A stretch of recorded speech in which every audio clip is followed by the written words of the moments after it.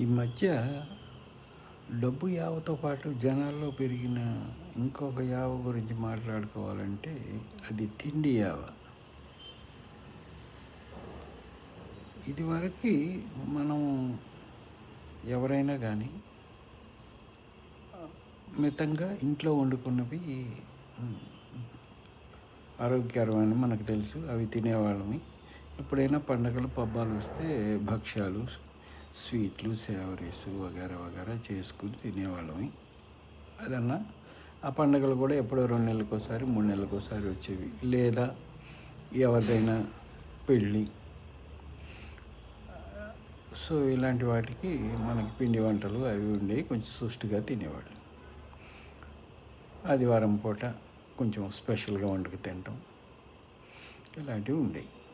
ఏది తిన్నా ఆ కాలంలో అతిగా తినడానికి వీలయ్యేది కాదు. ఎందుకంటే ఒకటేమో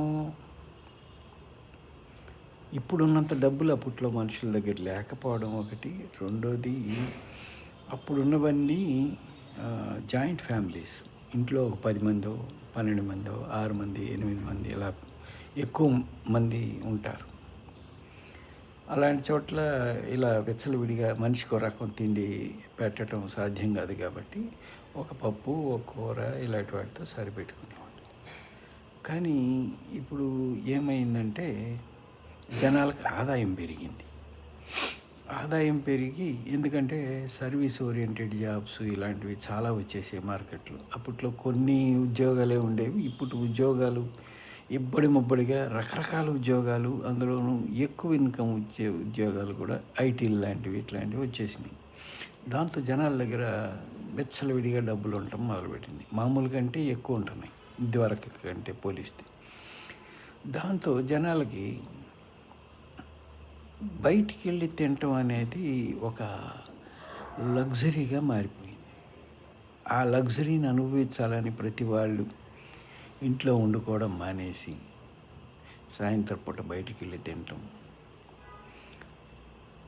ఇలాంటివన్నీ అలవాటు పడ్డారు.